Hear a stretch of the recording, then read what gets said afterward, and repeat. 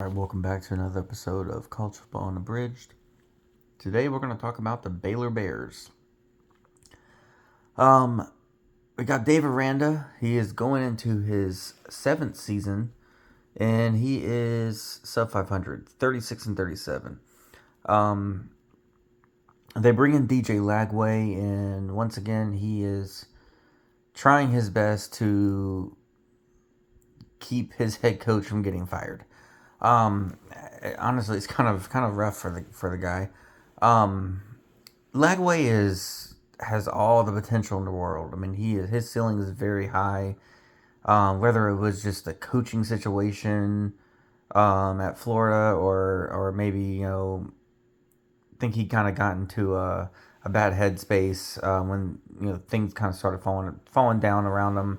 Um, he didn't like when he I see you see him when he's clicking. I mean, he's making passes that are and throws and moving around, but it's almost like he was overthinking and then trying not to make mistakes and then end up making more mistakes. I'm hoping maybe change the scenery, going over to Baylor. Where his dad had played his alma mater, so I'm hoping maybe he can get into a better spot and live up to his potential, because I still think he's a good quarterback. I mean, at Florida in his 2 seasons there, he threw for over 4,000 yards, 28 touchdowns, but that glaring 23 interceptions.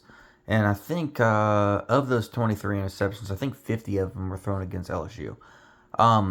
So gotta see the field a little better. Got to be a little better in his decision making.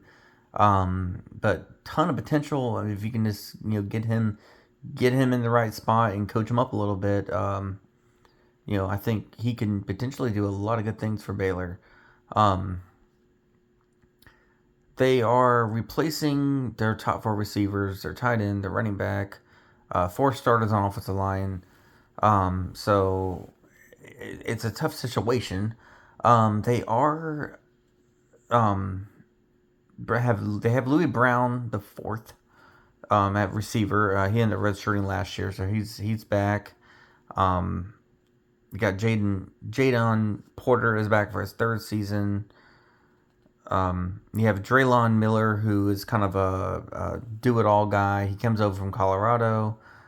They bring in former Florida tight end Tony Livingston, pair back up with Lagway. They see if they have some chemistry from playing with each other. So otherwise, um, it's kind of a just mishmash of guys, but I mean, there's some potential there, but I don't know how well the receiving core is. Nothing really stands out to me. So you're to get Lagway, you need to get Lagway where he needs to be. You need to have stuff around him, and I just don't know how much they really have going on offensively wise. See how the season goes from it. At running back, they bring back Dawson Pendergrass. He had 674 yards in 24. Um, he missed last year with a foot injury. So again, you have a guy coming off injury. How well is he going to be? It's just question marks everywhere. Um, so defensively now, Dave Aranda is turning over the duties of defensive coordinator. He's not going to be calling plays. He's sending the duties over to Klanderman. He's coming over from Kansas State. So maybe that kind of frees Aranda up to be more hands on in other areas, be more of a CEO. But he's turning over to play calling duties in defense. Um, their defense was allowed 32 points a game, which is wild because Dave Aranda. You would think Dave Aranda team would at least be good on defense, and that's one of the things. It's like when that's your calling card and um, you're not living up to that. Like if the thing you're good at is not where you've been at, it doesn't bode well for you. So, and I like Aranda. I like Dave Aranda, but it just hasn't been clicking. Um, they bring in a lot of portal guys on defense. They bring in Hosea Wheeler from Indiana, Xavion Hardy from South Carolina. That's a big get for them on the edge, and they bring in Ryan Davis from Kansas State. Um, so they got guys. They're bringing in transfer portals, but again, it's like, is everything going to click? Is it too little, too late? You're going into your seventh season here, and it just hasn't quite. I mean, early on, and things are looking good, and then it just hasn't. I don't know what's wrong. It just hasn't clicked. Um, so they have guys, but it just, I don't know. It just,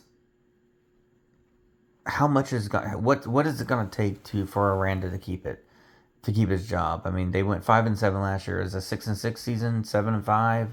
What is it going to take for them to keep Aranda there, for him to show where it's at, and to that he's that they need to keep him? And what is it going to take?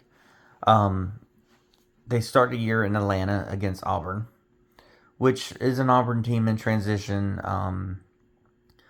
New, that basically they're playing South Florida in Atlanta, but with some Auburn guys in there too. So, but still, it's a tough game. Gonna be a tough game in a road environment, pretty much. Then they got Prairie View A&M. They got Louisiana Tech.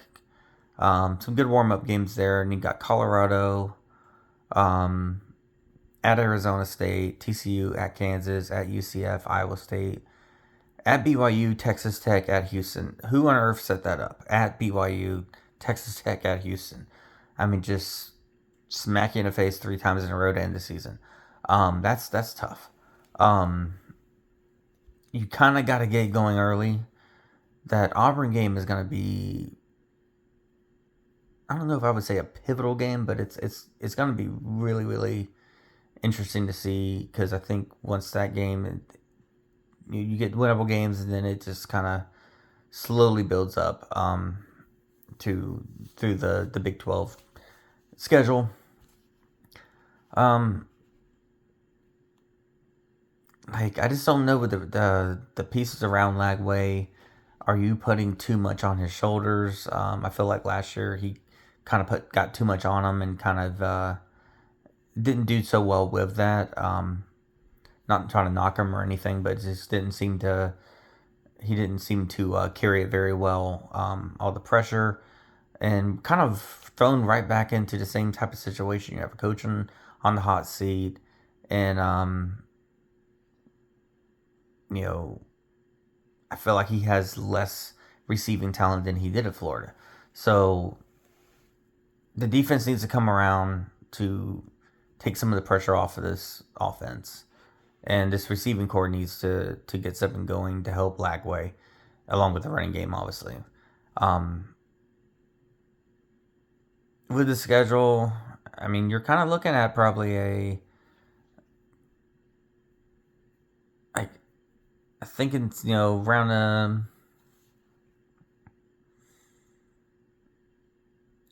I'll call it a 7-win season.